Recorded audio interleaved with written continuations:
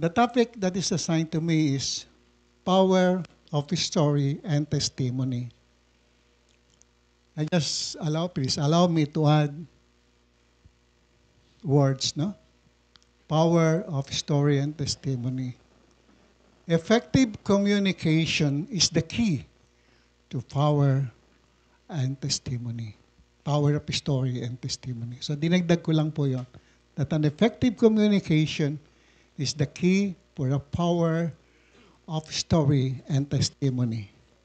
Why? Because communication is the process of conveying ideas and feelings from one person to another person or group to another group. Kaya ng umaga, when we wake up, we pray individually. We talk to God. Isn't it? Because when we pray, we talk to our Creator. And when we read the Bible, God talks to us.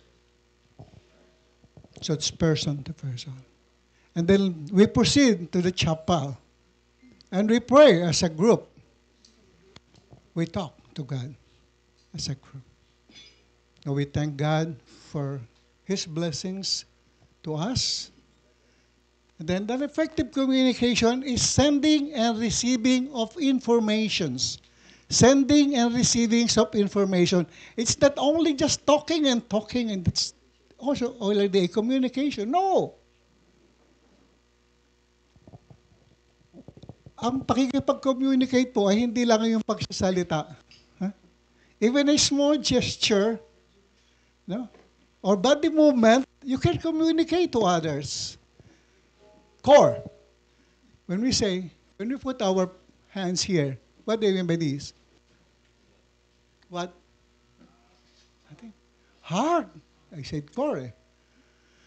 But with a small gesture and body movement, sana ito maging sign ng mga EFF director. What do you mean by this? Heart. So we can communicate with our EFF director by just making this sign. So that's heart. That's core. No?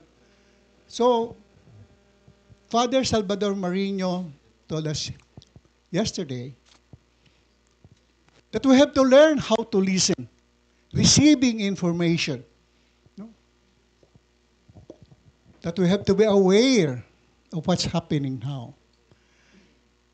We have to listen to our brothers. We have to listen to the community. We have to listen with our heart of what's going on in our country. Ano bang nangyayari?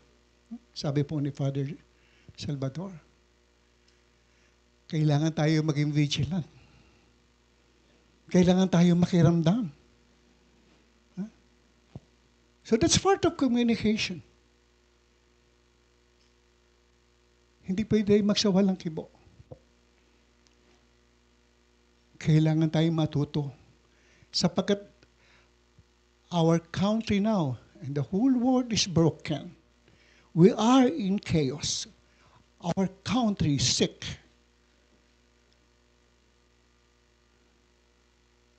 Tayo man, sa araw-araw ng ating buhay, in this journey to this life, may sakit tayo.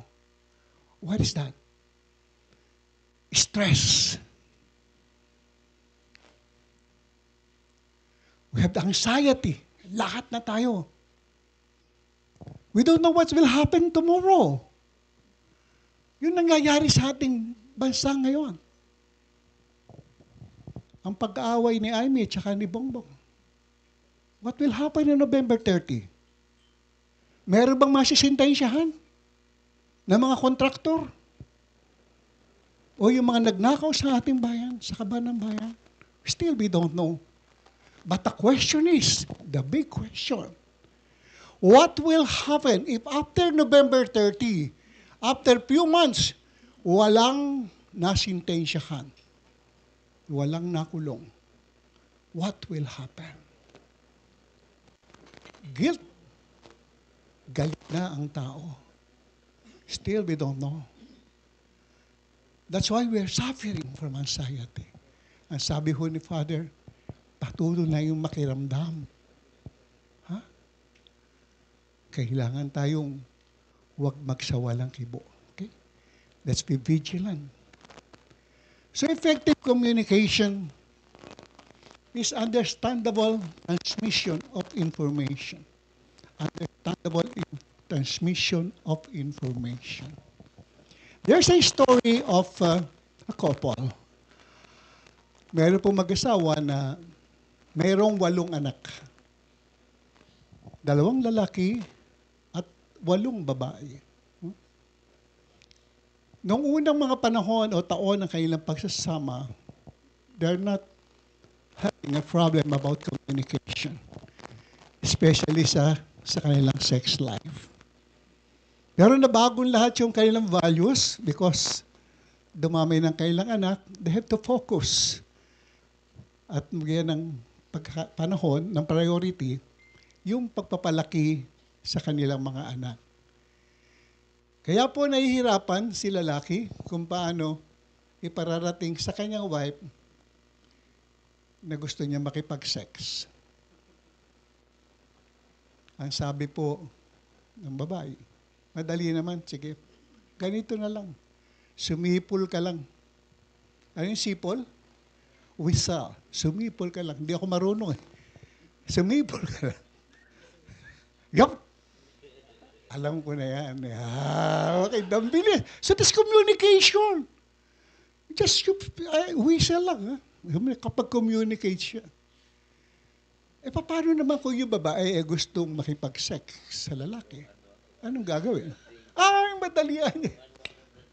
Tanungin mo lang, sumipol ka ba, Dad? You see? Tatanungin niya lang, sumipol ka ba? Oh, that means gusto ng babae. So that's communication, understandable transmission of information. Okay? So, communication, we can relate the stories that are powerful to move people, the stories that are powerful to move people. No? Marami magagaling mga magsalita. Talagang naka-impluensya ng mga tao. It's because of that power. No? It's very good. Yes, an effective communication. So itong mag-asawa, sa ating istorya, sabi ko kanina, mayroong 8 anak.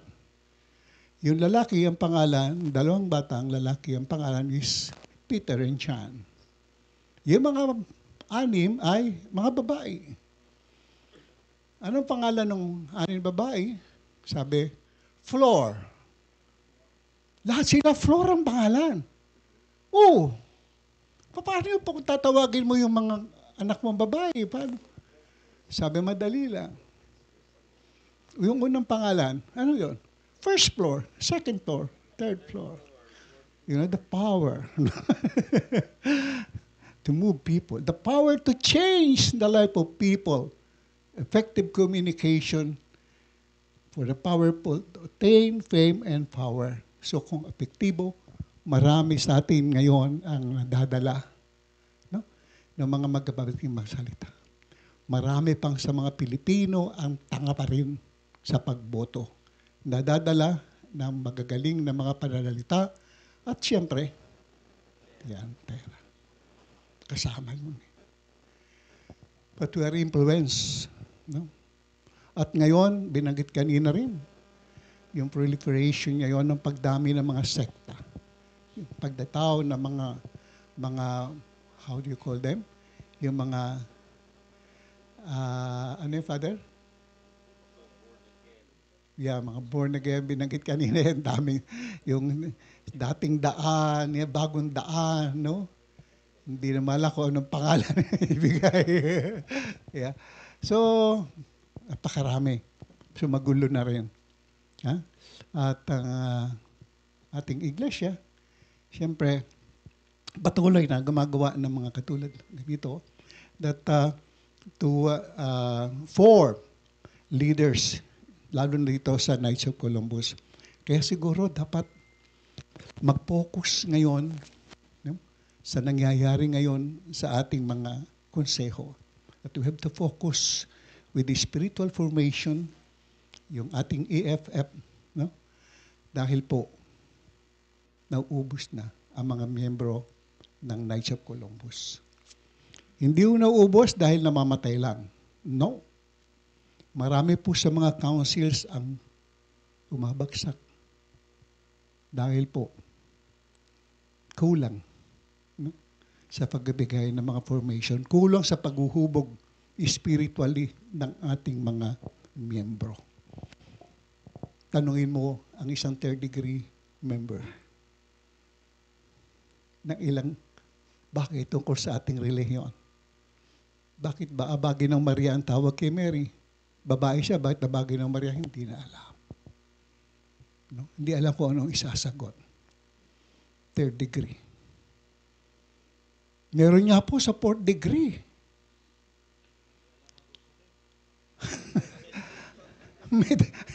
may dalang rosaryo. Ay, nung tinanong ko, nagbigay po ako ng talk. Who are those people here? Brothers, sino sa inyo may dalang rosaryo?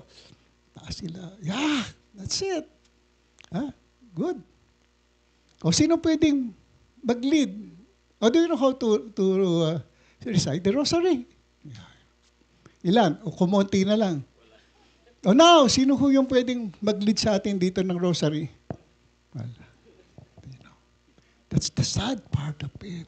And we focus always on recruitment. Recruit.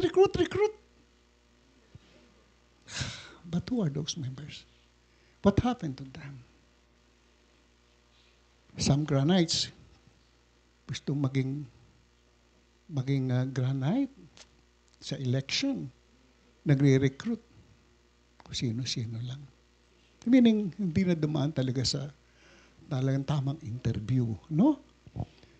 So, nagsasuffer yung konseho. At marami sa mga members dadating lang sa first degree exemplification, sa first meeting, wala na. You know. So, that's the sad part of it na ating nakikita sa mga konseho. So, ito dapat nating mabigyan ng attention.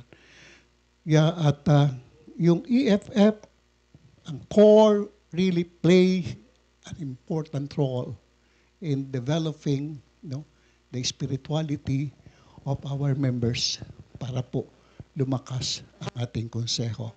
So at this point, we will want to group you by twos. Okay? So we'll choose your partner. Now, your partner should not be the one na kilalang kilala nyo na. So please, choose yung sa isang partner nyo. Say from Luzon, kuha kayo ng taga-Bisaya, or Bisaya, Mindanao, kuha kayo sa Luzon. So magkuha kayo ng partner niyo, and then you will have to share. Ma'am, ako na babanggitin yung biblical reflection. Passport. So this is the setup, no, of crafting a story. Ano po kayong dalawa na mag-sharing kayong dalawa, okay? So you group by two, you can occupy any place here, or mag-upo kayo, magtabi lang kayo. Okay, and this is how you're going to set up the topic or situation. Set up nyo, mention the topic or situation, share the challenge, struggle that exists, share to others how God works in your life, and share to others how you experience an encounter with our Lord. Meaning those tentpole moments in your life, no? Nag-usap kayo. Okay, we'll give you an ample time to share, at least mga 10 minutes. And after that, balik tayo sa upuan. And then we'll be asking volunteers, no, para mag-share naman sa amin about your story. Okay? So, sharing po ito is a part of the training. Yan lamang po. Tenfold moment in your life, yung pong mga remarkable moment or na nangyari sa inyong buhay, and then how God, no? How do you feel God on that occasion? But God exists in your life. Okay? So, kahit saan po kayo pumesto, we'll start now, and then we'll give you 10 minutes. Okay? Kuha na po kayo ng partner. Kuha kayo na iba. Huwag kayo. Pwede ko kayo mag-transfer para makilala nyo yung iba. So from Visayas, punta kayo sa Luzon. Luzon, punta kayo dito. Tapos pwedeng tumayo dito, pwedeng dito sa table. Just talk to each other. You share to each other. Okay? 10 minutes po.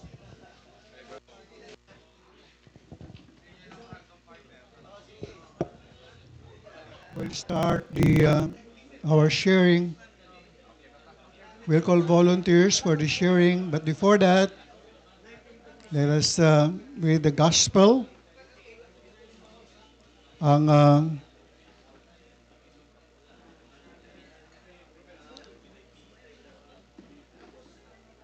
salita ng Diyos mula sa Ebanghelyo ni San Mateo, Kabanata 13, talata 10 hanggang 15. Pagkatapos ay lumapit sa kanya ang mga alagad. Bakit sa pamamagitan ng mga talinghaga ka nagsasalita sa kanila? Sumagot si Jesus, sa inyo ay pinagkaloob na malaman ang mga lihim ng kaharian ng langit, ngunit hindi sa kanila. Sapagkat bibigyan pa ang meron na at sasagana siya. Ngunit ang wala, aagawin kahit na ang nasa kanya. Kaya magsasalita ako sa kanila na patalinghaga sapagkat tumitingin sila pero walang nakikita. Nakakarinig pero hindi nakikinig o nakakaunawa. Ang mabuting balita ng ating Panginoon. We'll be asking for some sharers, depende sa oras. We'll give 3 minutes sa volunteer na sharer. Talk about the story of that remarkable event that happened in their life. Kung paano sila na-touch ni Kristo. Kung paano kumilos sa kanila ang Panginoon. Okay? Okay? Okay.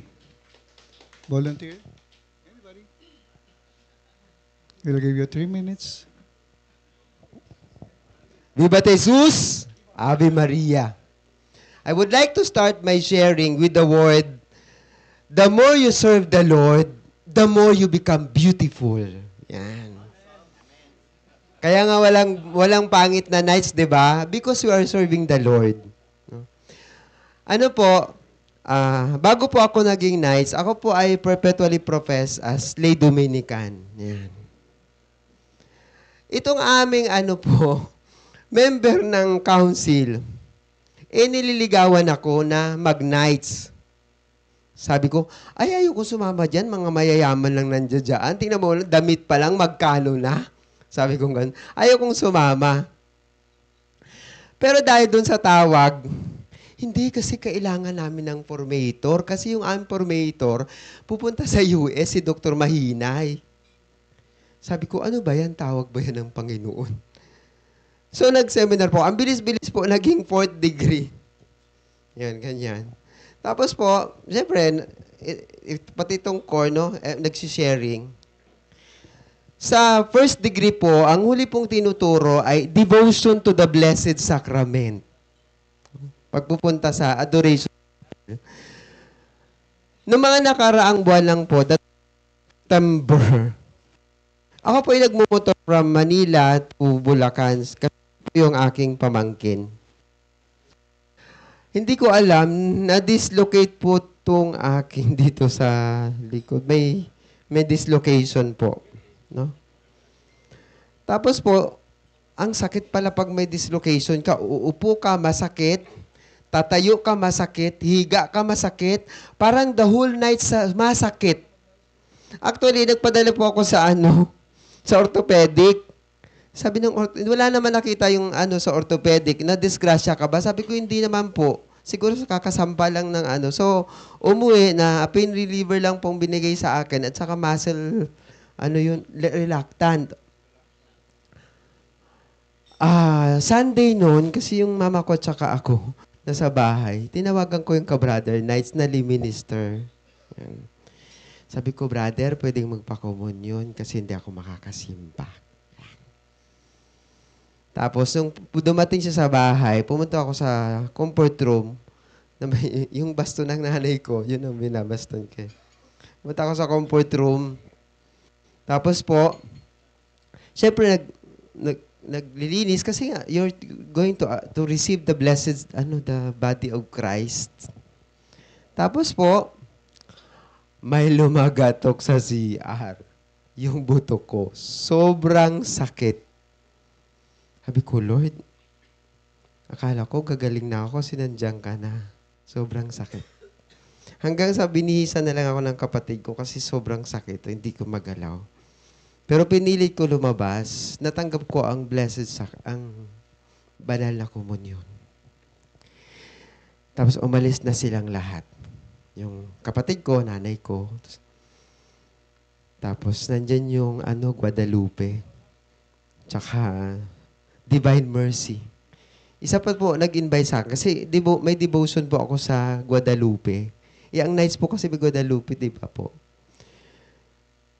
Umiyak ako, sobra. Sabi ko, Lord, anak mo ko, di ba? Mama Mary, wag mo kong pabayaan. Ang dami ko pong gawain sa nights.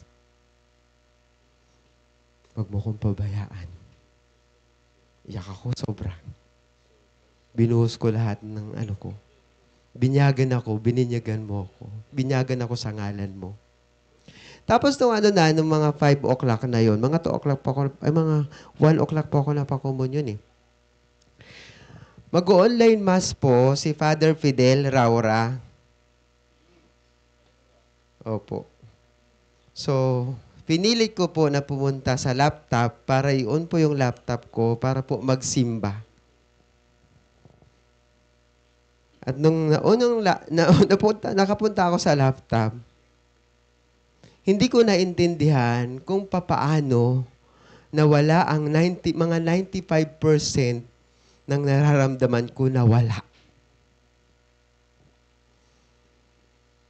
At dito ko naramdaman na ang tinuturo ng nights about Blessed Sacrament is true. Na ang tinatanggap na banal na komunyon ay totoong katawan ni Kristo na kayang magpagaling. Kaya masasabi ko that communication can be an effective if we experience it by ourselves as a nights. Minsan naman po, mayroon kaming kabrader na na-stroke na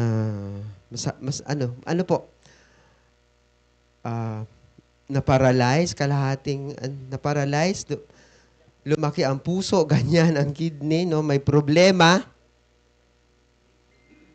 Pero nung inanoint ni Father, nung pinuntahan ko po, ako po kasi nagpa-communion, parang wala. Happy siya. Tanggap niya. No? Kaya, isa sa mga experience ko po, na kapag natanggap natin si Jesus Christ, we become happy in the midst of difficulties and hardship.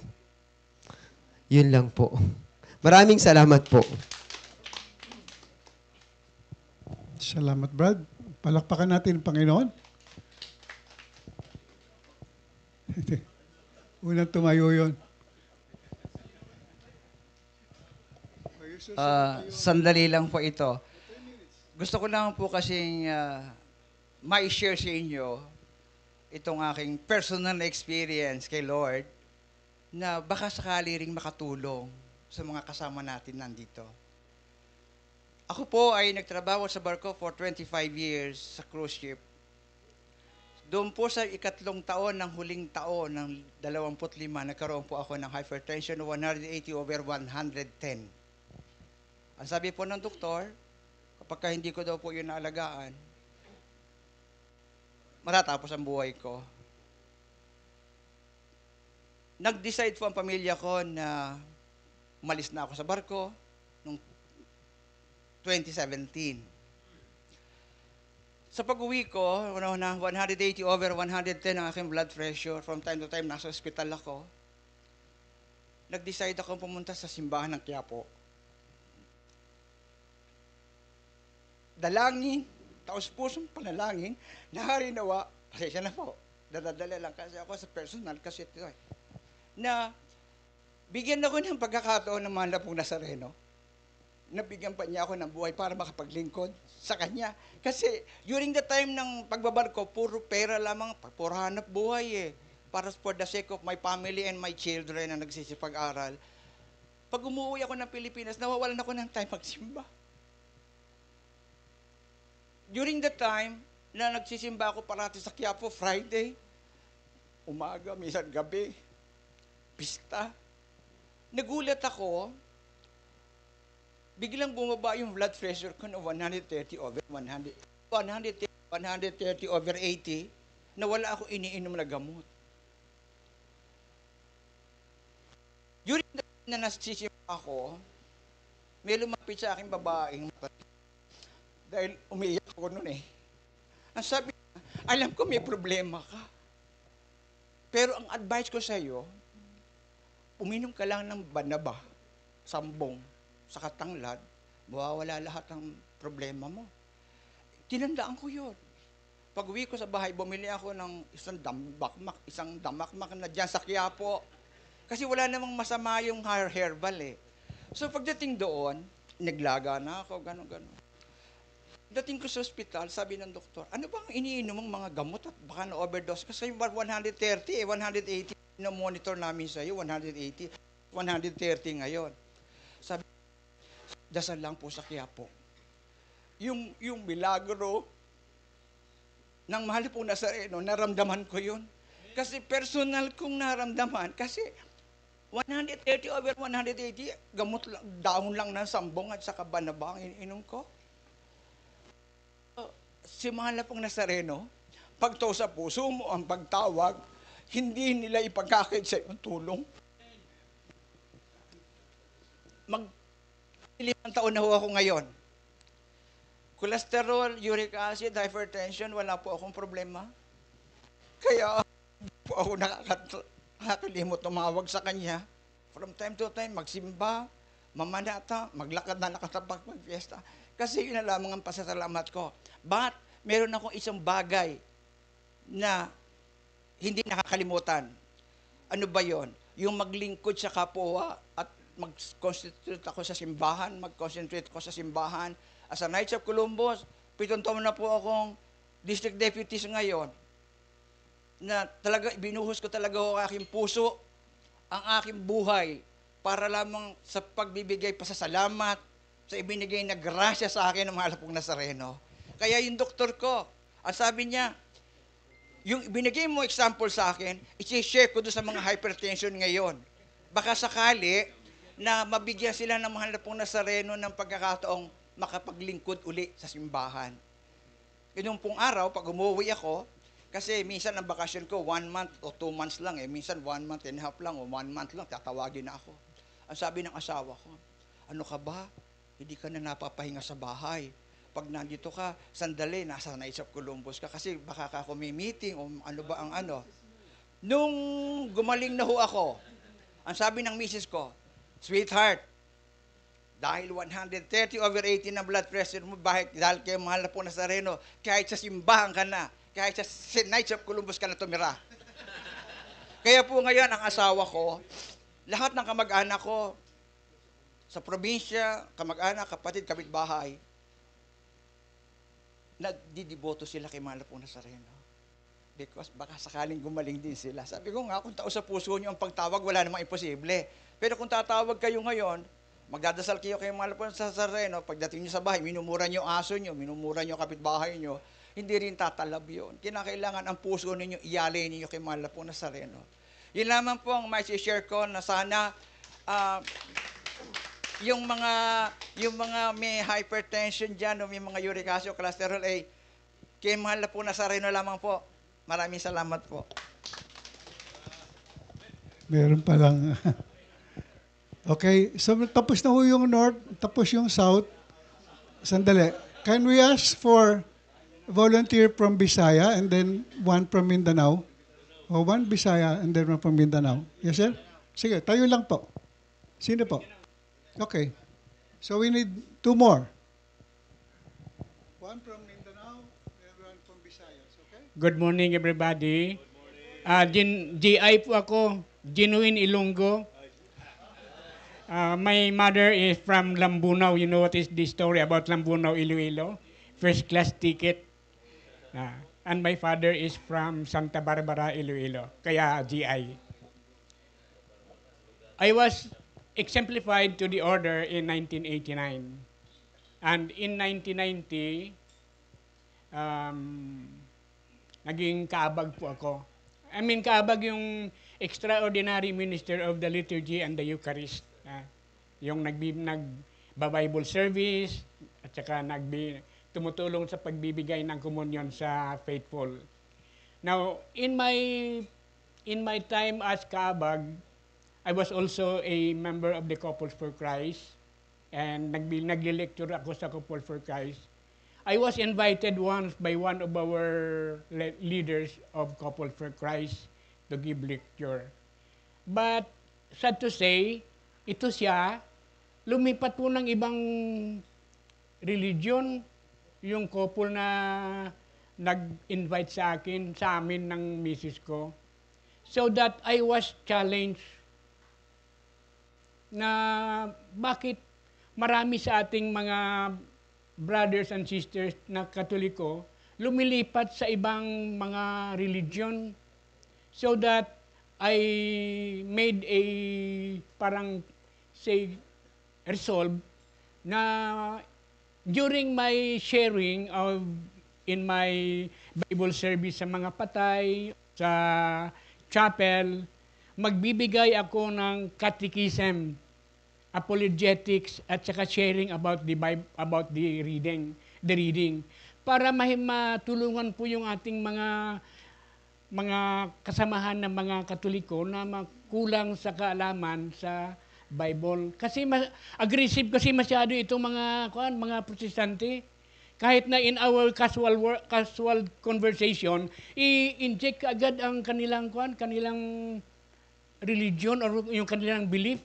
Tayo naman ng mga Katoliko, hindi na wala tayong background, ay tama, no, mali pala kami mga Katoliko, especially the rosary, the prayer to the dead, and then other doctrines natin, sabihin natin, ay tama, yung born again, na dapat maging born again tayo to enter the kingdom of heaven.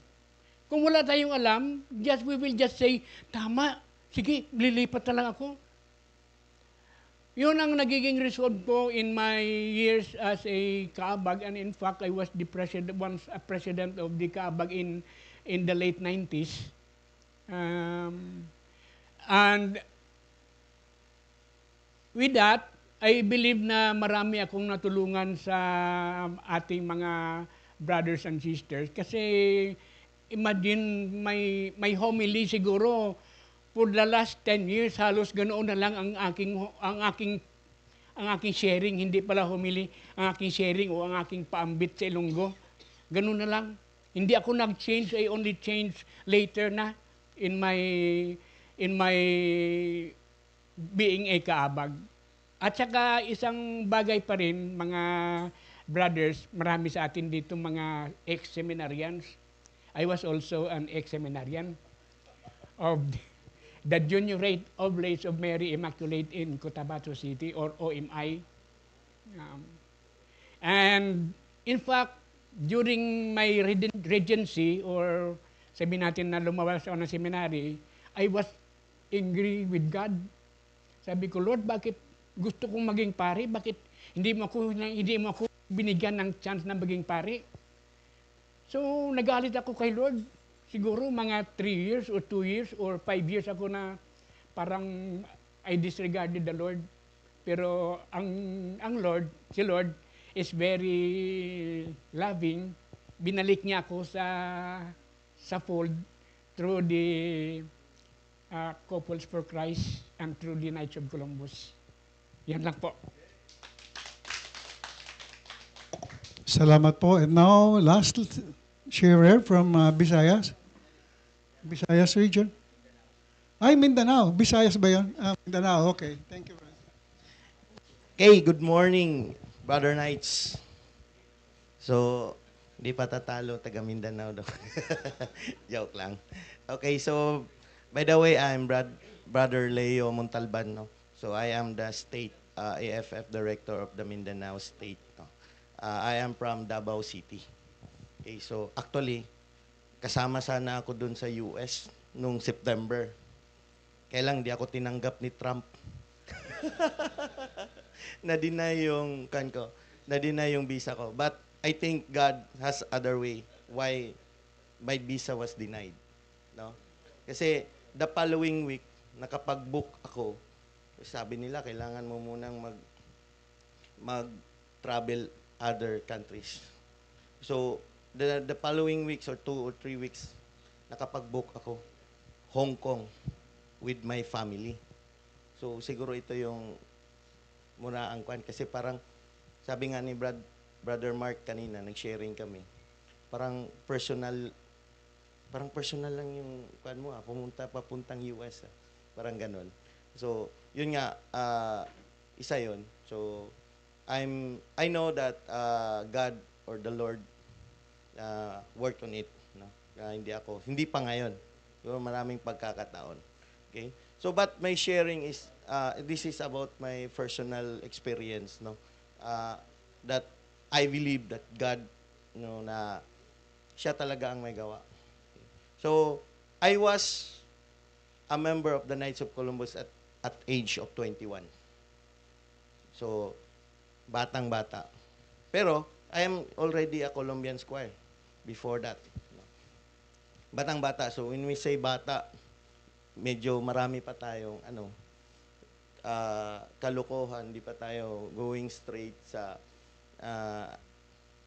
life natin. No? So, we need to explore. So, then, medyo gumanda. Nung pumasok ako sa Knights of Columbus, kakagraduate ko rin ng college that time.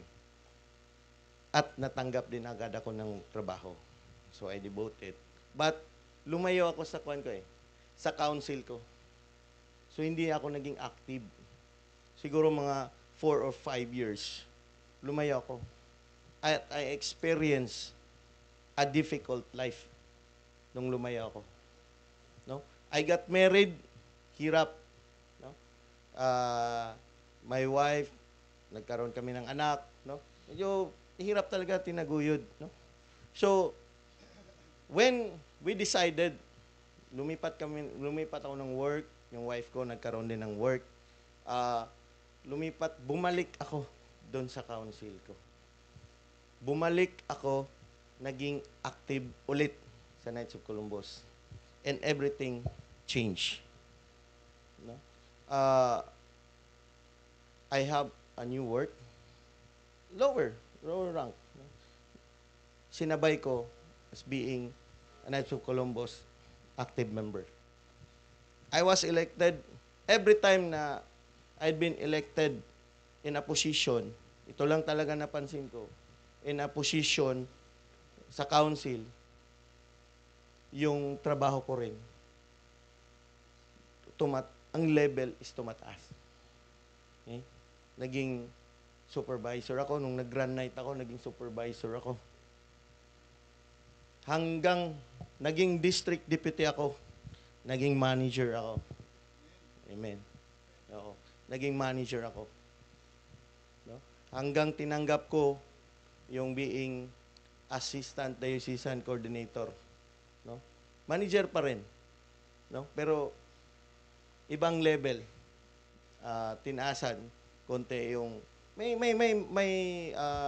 parang nangyaring maganda, no? Hanggang ngayon na tinanggap ko yung magiging EFF director sa state. Naging manager ako, pero 2 planta na ang pinahawak sa akin. So, I think Lord works on it, no? Kasi kung hindi ko dinivote yung siguro, hindi ko na feel na hindi ko nag-devote dito sa Knights of Columbus. By the way, brothers, isa lang yung organization ko sa simbahan, which is the Knights of Columbus. Yung iba sa atin, medyo marami, no? Kasi, in my kasi, sa isip ko, I have a work, but I need also to serve others, no? Need to serve others. So, nakita ko, serving through Knights of Columbus. Yun yung parang way ni Lord na medyo gumanda ulit, gumanda yung namin buhay, no? Nagpapasalamat ako kay Lord. And with that, I devote myself that as much as possible, every day I go to Mass. Every day I go to Mass. Siguro kung makikita natin, nandito sila Father. Pag yung everyday, halos ang uma-attend dyan, yung mga senior citizens. Tama. Yun yung napapansin natin. May mga bata rin naman, pero paminsan-minsan. Hindi talaga yung daily. Pero ako, I made myself, parang hindi kompleto yung day ko pag hindi ako kapagsamba. So, minsan nga, iniiwan ko na lang yung anak ko, susunduin ko kayo, ihatid ko kayo sa school after ko magsimba. Parang ganun. Daily, everyday yung ginagawa ko. Para lang, I think not complete yung ko eh. Before I go to work, hindi kompleto yung araw pag hindi ako napagsimba. Pero ito din napapansin ko. The more nga malapit ka kay God, the more yung temptations and struggles. Yun yung nafe-feel ko. That we need na labanan to fight, no? So, I will end this sharing with you, no, na we should always put God first before others. Thank you. Thank you. Amen. Isa na lang po, naghahabol. Taas ng kamay eh. Pagbigyan natin ang pinakabata sa atin. Baka ho magtampo. 3 minutes po. Yeah, kahit na 1 minute. Buenos dias, señores. Well, alam nyo, what is Knights? Ano ba yung Knights of Columbus? You know, seriously speaking, what is Knights of Columbus? Way back in 1990s, dahil ako po ay dating Scout Executive, dating board member po ako ng Boy Scouts of the Philippines. Recorded. Naging Scout Executive po ako ng Pampanga Council, the whole of Pampanga Council. Naging Scout Executive din po ako ng Camarines Sur, the whole of Camarines Sur. Ibig sabihin parang trabaho ng isang governor. Well, sa Boy Scouts of the Philippines po, trainer po ako.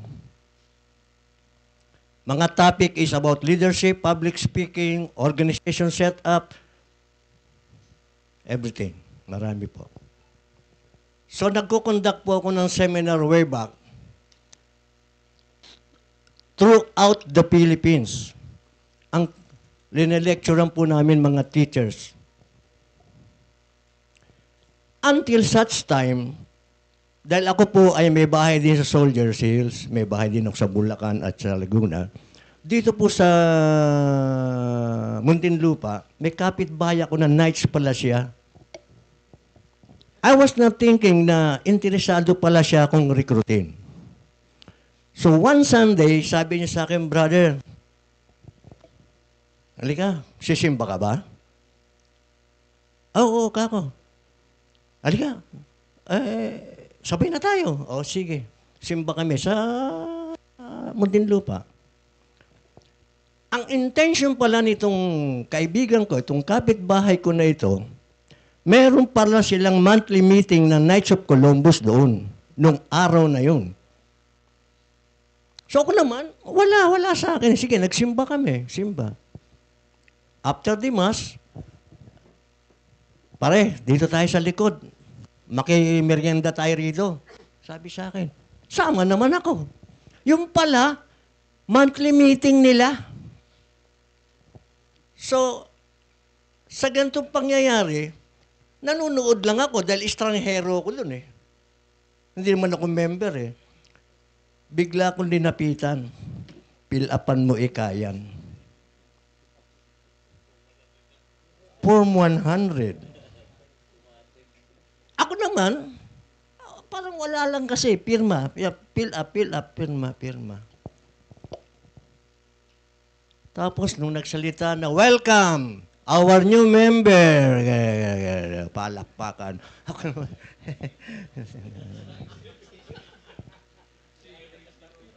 hanggang sa, in short, to cut the story short, nag-first degree, nag-second degree, nag-third degree. Ako naman audience lang. Ako ng audience eh. Pero nag-third degree na ako. Biglang, ang Knights of Columbus ngayon, nagpunta sa Muntinlupa, magko-conduct sila ng training of trainers. Formators pala, sorry. Isa sa mga testigo ko is Brother Edwin. Nandito, kasama ko yan. Original na kasama ko yan. Way back in 1990s. So, ito pong nangyari. Sabi nung, umaten ka. Sabi sa akin. Binigay yung pangalan ko. Yung pala, alam nila na trainer ako ng Boy Scouts of the Philippines.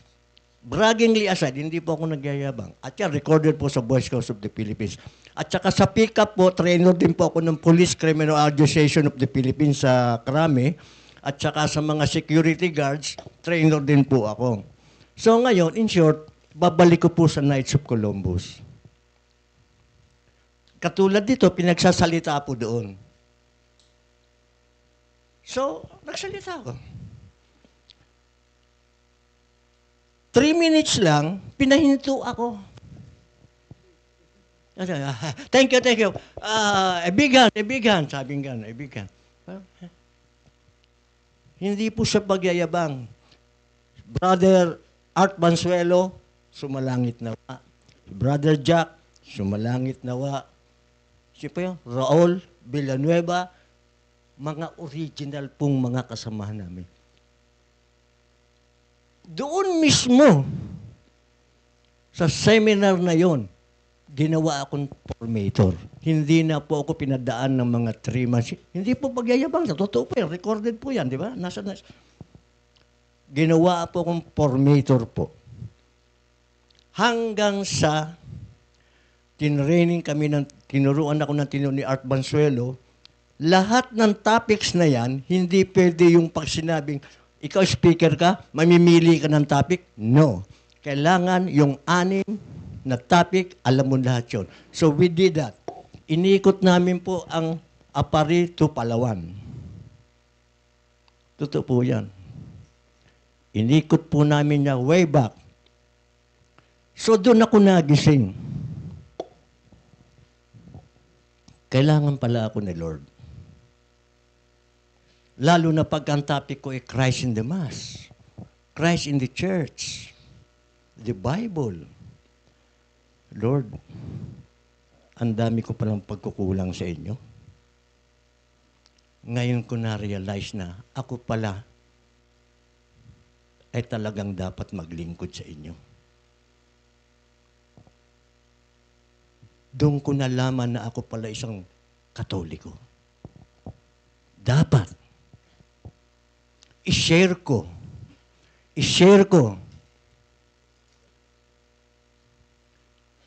na kailangang maging tunay na Katoliko ka. So nagpapasalamat ako kay Lord. Tulad ng nakalagay dito, mention the topic situation, yun ang sitwasyon ko nung una. Nagkaroon ako ng struggle sa sarili ko. Na ganito pala yun. Nag-share ako. Seminars, share. At eto, nagpapasalamat ako kay Lord. Hindi yung ako ay merong mga negosyo, hindi ako meron akong bahay, meron akong sasakyan, meron akong ganito, meron akong... Hindi po yun. Alam ninyo mga brothers, ang pinasasalamatan ko kay Lord, at kung ano ang pinasasalamatan ko sa Knights of Columbus, naging tunay na Katoliko ako, hindi ko kinakalimutan yung pagdadasal. Umaga, tanghali, hapon, bago matulog.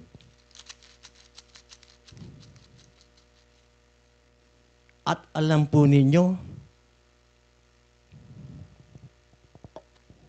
kung bakit, napakabait ni Lord. Ganda ng biyayang binigay sa akin. At the age of 84, ito po ako, wala po akong maintenance. Wala po kung kahit na anuman sa aking pangakatawan. Maraming salamat po. Thank you, Lord. Thank you po sa inyong lahat. Thank you, Brother Bobby. So, at this point, ang aking pong topic is the truth about divine intervention. So sabi ko na 3 minuto, ang galing. Kahanga-hanga ang aming formator, si Brother Bobby. Ang dami niyang experience, no? Ang dami niyang alam. Anyway, so my story about divine intervention. Si Brother Ding po is 77 years old na. Yeah. Katulad din ninyo, dumaan din ako sa ups and downs sa buhay in my journey in this life. No? Dumating din yung panahon na walang-wala rin kami. We really start from scratch na aming mag-asawa. Ang pinaka masakit lang po na nangyari sa akin ngayon at my age, almost 20 years, every 5 years po, binibiyakan tiyan ni Brother Dean. So, 4 na biyak na po ang aking tiyan. Okay. So, mabot po ako doon sa stage na 50-50. So, really, surrender myself to God. Really. Sa kabila ng mga paglilingkod ko, bilang presidente ng mga organizations and as lay ministers and lector and commentators group, no, kasama ako. And then as a member of the Knights of Columbus, every 5 years po, tinibiyak. Iba't iba ang naging kaso ko. I said, divine intervention. Naging madali lang naman sa akin yung sa aking gallbladder. But the point is, nung sinugod ako sa hospital, 50-50, nakakita na po ako ng mga anghel at mga madre na nagdadasal. That is hallucination. Sinaksakan po kasi ako ng opium sa katawan para po mawala yung sakit. Kasi sabi po ng doktor, pinakamasakit na maramdaman ng tao ay yung sakit sa gallbladder. Buti pa ang cancer, wala kang maramdaman. Pero yung gallbladder, dito po sa gitna, para kung si Dracula, sinasaksak dito sa gitna. Sakit talaga. My last operation, ayan na po. Colon cancer. Salamat sa Diyos. Nagbamit po ako ng blood.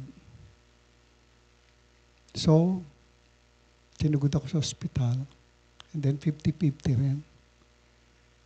Then dumaan ako sa mga examinations, no, ng aking katawan. Actually, marami akong doktor. 2 of my cardiologists ang sabi, hindi ko kayang